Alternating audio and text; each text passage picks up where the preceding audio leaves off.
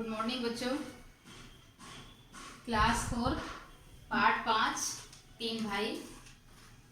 आपने पार्ट 4 तक पढ़ लिया। अब आज मैं आपको पार्ट 5 पढ़ाऊंगी।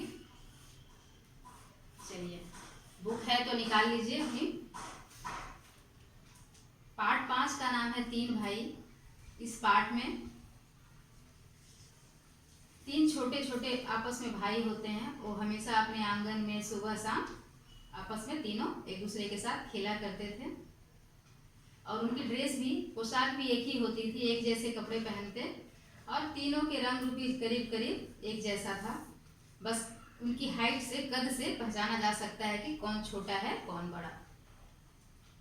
बाढ़ में एक दरार थी, उसी में से लेखक कहते हैं, लेखक कह रहे हैं कि एक दरार थी, उसमें से मैं उन तीनों बच्चों को खेलते देखा करता था और मुझे हमेशा लगता कि काश वो मुझे देख लेते और मुझे भी खेलने के लिए बुला लेते, लेकिन ऐसा कभी हुआ नहीं। मैं चुपचाप देखा करता उनको और वो अपने खूब मस्ती में खेलते और खेलने के बाद वो अपना घर चले जाया करते। एक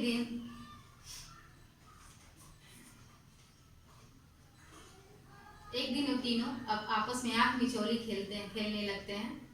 एक भाई चोर बना था। वह अनाज घर के एक कोने में दोनों हाथों से आंखें दबाकर खड़ा रहा और दोनों भाई छिपने चले गए। बड़ा भाई तो अनाज घर के छप्पर के नीचे रखे स्लेज में घुस गया और छोटा को कुछ समझ नहीं आया तो उसने क्या किया, कुआं था वहीं पे, कुएं के पास जैसे कि रस्सी लगी हुई बाल्टी थी, उसे समझ नहीं आया और वो क्या किया कि उसी बाल्टी में बैठ गया। उसके बाल्टी में बैठते ही वजन से वो क्या हो गया, कुआं में, बाल्टी के साथ ही कुआं में गिर गया। इसके बाद ये जो लेखक कहते हैं कि मैं देख रहा था, मुझे तो बस काटो तो खून नहीं, मैं दौड़ करके गया। इतना में मतलब जो भाई था वह पहुंच चुका था और उसने रस्सी को पकड़ ली। इसके बाद मैंने भी उसे संभाला और फिर उसे खींचने लगा और करते करते हम लोगों ने उसे बाल्टी को ऊपर खींच ली। उसे थोड़ी चोट आई थी, थोड़ा खून निकल रहा था। इसके बाद उनको डर लगा कि कहीं घर जाएंगे तो मम्मी से पिटाई होगी, अगर बताएंगे कि कहाँ लगा है तो उन्होंने सोचा कि मम्मी को ये बताना ही नहीं है कि कुआं में गिरे थे, बस कह देंगे थोड़ी थोड़ी गड्ढे वड्ढे में गिर गए, वहाँ चोट लग गई। इसके बाद वो तीनों घर चले गए। इसके बाद बड़ी देर तक एक दूसरे चले गए। इसके बाद फिर एक हफ्ते तक तीनों भाई आंगन में खेलते हुए नहीं दिखे। फिर जब वे आए, थोड़े दिन बाद आए तो बड़े उत्साह में थे और मुझे देख करके उन्होंने मुझे मित्र बना लिया और अपने साथ उन्होंने मुझे खेलने के लिए बुलाया। इसके बाद मैंने उससे कहा, पूछा क्या तुम सबको भी मार पड़ी थी?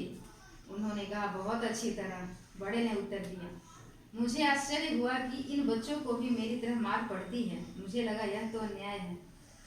लेखक का कहना है कि मतलब कि जब गलती करता हूँ तो घर में मेरी भी पिटाई होती है, उनकी भी पिटाई हुई, लेकिन यह तो अन्याय है। लेखक के अनुसार ये क्या है, अन्याय है। छोटे छोटे बच्चे उनको मार पड़ी, अच्छा नहीं है, अन्याय है, लेखक का कहने का मतलब है। लेकिन जब गलत काम करोगे बच्चों तो थोड़ी मोड़ी तो पिटाई होगी। अगर डांट नहीं मिलेगी, पिटाई नहीं होगी तो फिर वही गलती दोहराओगे। इसीलिए मम्मी पापा थोड़ी सी पनिशमेंट देते हैं। चलिए, तो ये रहा आपका पार्ट तीन भाई। अब आपको घर पे होमवर्क में इस पार्ट को पढ़ना है और उसके बाद उसके लिए जो चित्र बना सकते हो चित्र बनाइए और उसके बारे में 5 लाइन लिखिए। चलिए, ओके बच्चों।